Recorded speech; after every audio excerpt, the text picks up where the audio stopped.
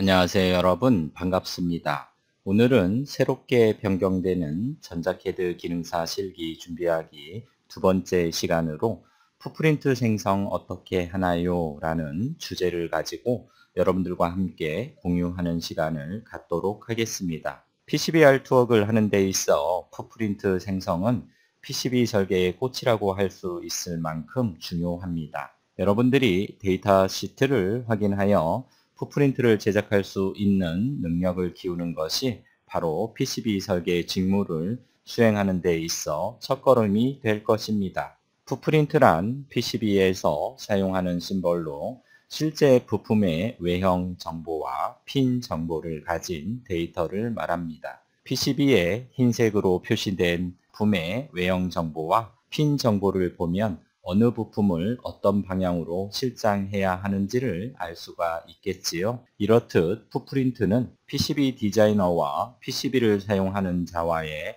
무언의 소통이라고 할 수 있습니다. 풋프린트를 생성할 때는 데이터 시트를 기반으로 해서 만들어야 하며 데이터 시트가 없는 부품의 경우에는 버니어 캘리퍼스 등으로 치수를 정확하게 측정해야 합니다. 이번 강좌에서는 첫 번째 IPC 표준에 따른 드릴홀 크기와 패드 크기를 어떻게 계산하는지를 알아보고 두 번째로 스로울 타입의 부품에 대한 풋프린트 생성 방법과 마지막으로 SMD, 즉 표면 실장 부품에 대한 풋프린트 생성 방법에 대해 살펴보도록 하겠습니다. 이번 강좌 후에 직접 풋프린트를 생성해 보도록 하겠습니다.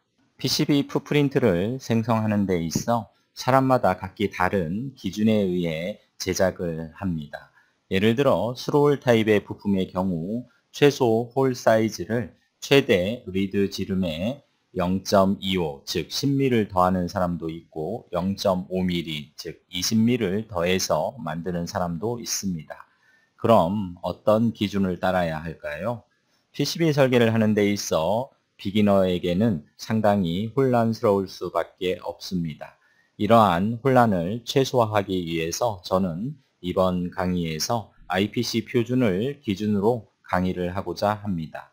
IPC는 영국에서 만들어진 국제 전자산업표준협회로 전자장비 및 소자 부품의 조립 및 생산 규격의 표준화를 목적으로 하는 협회입니다. 이 협회에서 PCB 설계와 조립 등에 관한 국제적인 표준을 만들어내고 있습니다.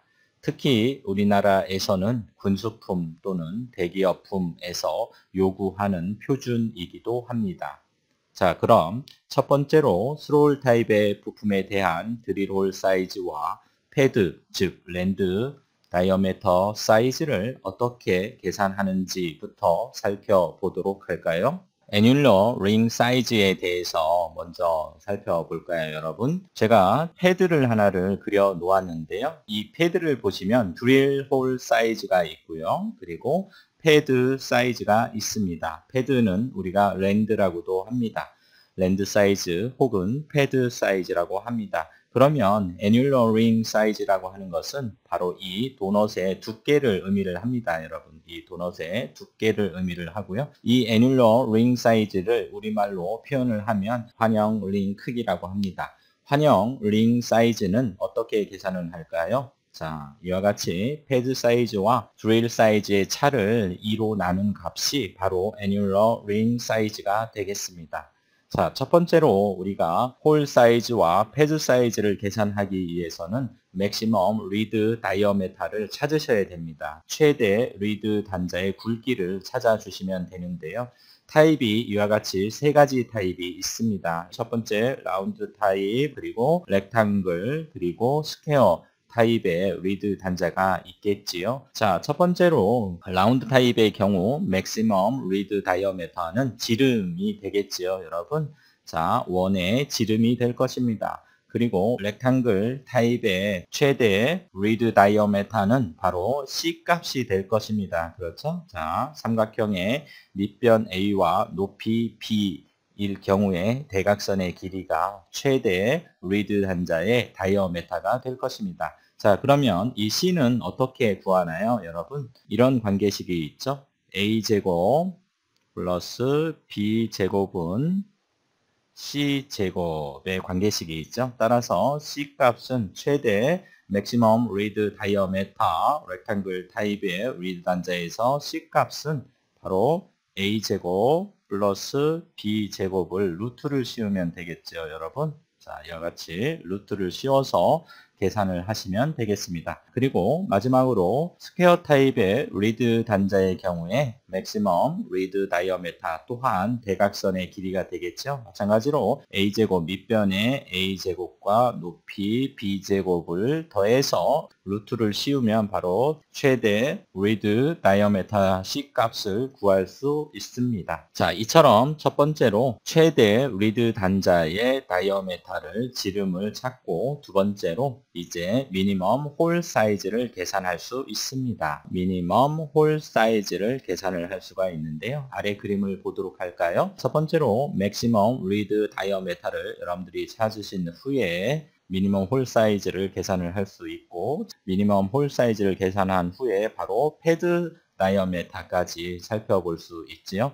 자, 이 맥시멈 리드 다이어메타를 여러분들이 찾으신 후에 이것보다는 좀 더 크게 미니멈 홀 사이즈를 여러분들이 계산을 하셔야지 이와 같이 수로홀 타입의 리드 단자가 PCB를 관통할 수 있을 것입니다. 자, 그리고 이 미니멈 홀 사이즈보다 좀 더 큰 값을 패드 다이어메타로 여러분들이 설정을 해야지 이 부품을 PCB에 솔더링을 할 수가 있겠지요. 자, 이 그림을 잘 보시고 아래 표를 보도록 하겠습니다. 아래 표는 IPC 2222 테이블 9-3에 나와 있는 테이블이 되겠고요. 맥시멈 리드 다이어메타를 우리가 구한 후에 여기에 레벨 값을 더해서 미니멈 홀 사이즈를 구하는 테이블이 되겠습니다. 각각의 레벨마다 다른데요. 레벨 A의 경우에는 0.25mm, 즉 10mm죠, 여러분. 0.25mm의 값을 maximum read diameter에 더해서 minimum hole 사이즈를 계산을 하게 될 것입니다. 그리고 레벨 B는 0.2mm, 8mm를 더한 값이 되겠고요. 그리고 레벨 C는 0.15mm, 6mm를 더해서 minimum hole 사이즈를 만들게 됩니다. 레벨 A가 가장 크지요, 여러분. 그리고 레벨 C가 가장 작은 것을 확인할 수 있고 레벨 B는 중간값임을 여러분들이 염두해 두시기 바랍니다. 자, 앞서 우리가 미니멈 홀 사이즈를 계산을 했는데요. 미니멈 홀 사이즈를 계산한 이후에 우리는 패드 다이어메타를 계산할 수 있습니다. 미니멈 애뉴러 링 사이즈는 0.05mm, 즉 50 마이크로미터가 됩니다. 아래표는 IPC 2221 테이블 9-1로 최소 제작 허용량에 대한 표가 되겠습니다. 레벨 A의 경우에는 0.6mm, 레벨 B는 0.5mm, 그리고 레벨 C는 0.4mm가 됩니다. 아시다시피 레벨 A는 최대값, 레벨 C는 최소값, 레벨 B는 중간값을 나타내고 있습니다. 자, 그럼 패드 다이어메타를 계산하는 공식은 다음과 같습니다. 앞서 우리가 구한 미니멈 홀 사이즈의 최소 애뉴러 링 사이즈 곱하기 2, 즉 애뉴러 링 사이즈가 최소 애뉴러 링 사이즈는 0.05mm라고 했었죠, 여러분. 0.05mm에 곱하기 2를 한 값인 0.1mm를 미니멈 홀 사이즈에 더해주면 되고요. 그리고 최소 제작 허용량 레벨 A, 레벨 B, 레벨 C 0.6mm, 0.5mm, 0.4mm를 더해줌으로써 우리는 패드 다이어메타를 계산할 수 있습니다. 자, 오른쪽에 제가 정리를 해 보았는데요. 패드 다이어메타를 우리가 구하는 방법은 레벨 A, B, C에 따라서 미니멈 홀 사이즈에 0.2를 더해주고, 그렇죠? 0.2를 더해주는 것은 동일하지요. 자, 그리고 최소 제작 허용량에 따라서 레벨 A의 경우에는 0.6mm를 더해주고 레벨 B의 경우에는 0.5mm를 더해주고 그리고 레벨 C의 경우에는 0.4mm를 더해줌으로써 우리는 패드 다이어메타를 계산할 수 있습니다. 자, 최종 정리를 해 보도록 하겠습니다. 맥시멈 리드 다이어메타가 0.55mm라고 가정을 해 보도록 하겠습니다. 최대 리드의 지름은 0.55mm인 경우에 미니멈 홀 사이즈부터 계산을 한번 해 보도록 할까요? 최소 드릴 홀 사이즈는 얼마의 크기로 우리가 뚫어야 할까요? 레벨 A의 경우에는 맥시멈 리드 다이어메타에 0.25를 더해주면 되죠. 자, 이와 같이 계산을 했더니 0.8mm가 나왔습니다. 그리고 레벨 B의 경우에는 드릴 홀 사이즈는 0.2를 더해주면 됩니다. 따라서 0.75mm.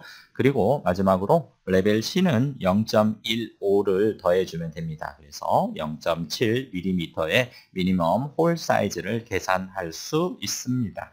자, 그러면 이제 미니멈 홀 사이즈를 계산했으니 우리는 패드 다이어메타까지 이어서 계산을 해 볼까요? 레벨 A의 경우에는 우리가 미니멈 홀 사이즈 계산한 0.8에다가 0.2를 더해주고 그리고 레벨 A에 대한 최소 제작 허용량인 0.6을 더해줌으로써 1.5mm의 패드 사이즈를 계산할 수 있습니다. 레벨 B의 경우에는 미니멈 홀 사이즈 0.75에 애뉴라, 미니멈 애뉴라 링 사이즈 곱하기 2에 해당이 되는 0.2를 더하고 그리고 최소 제작 허용량이라고 하는 레벨 B에 0.5를 더해 줌으로써 1.35mm를 계산할 수 있지요. 자, 그리고 마지막으로 레벨 C는 최소 홀 사이즈 0.7에 최소 애뉴러 링 사이즈 곱하기 2한 0.1mm 그리고 최소 제작 허용량 0.4를 더해서 1.2mm의 패드 사이즈를 계산할 수 있습니다. 자, 여기서 보시는 것처럼 여러분들 레벨 A, 레벨 B, 레벨 C를 확인을 해 보시면 패드 사이즈가 레벨 A가 가장 크고 레벨 C가 가장 작고 그리고 레벨 B는 중간값을 갖는 것을 확인할 수 있겠지요. 일반적으로 가능한 작업 각각의 경우에 충족되도록 설정된 기준에 따라 필요한 만큼 많은 풋프린트가 있을 수 있습니다. 다음 그림은 타켓보드 제조 및 제조 과정과 관련하여 준비된 가상의 SMD 저항의 풋프린트 예가 되겠습니다. 가상적으로 다음 수동 조립으로 소량으로 제조될 경우에는 PCB 설계를 첫 번째를 원하게 될 텐데요. 첫 번째 그림은 패드 사이즈가 가장 크지요. 맥시멈 사이즈고 그리고 세 번째 그림은 미니멈 사이즈입니다. 그리고 두 번째 그림은 바로 중간 사이즈로 되어 있는데요. 첫 번째 그림은 배치 불확실성 및 납땜 공구 접촉을 위한 확장 영역이 될 것이고 두 번째 그림은 고밀도 설계로 배치 불확실성이 적은 확장 영역이 됩니다.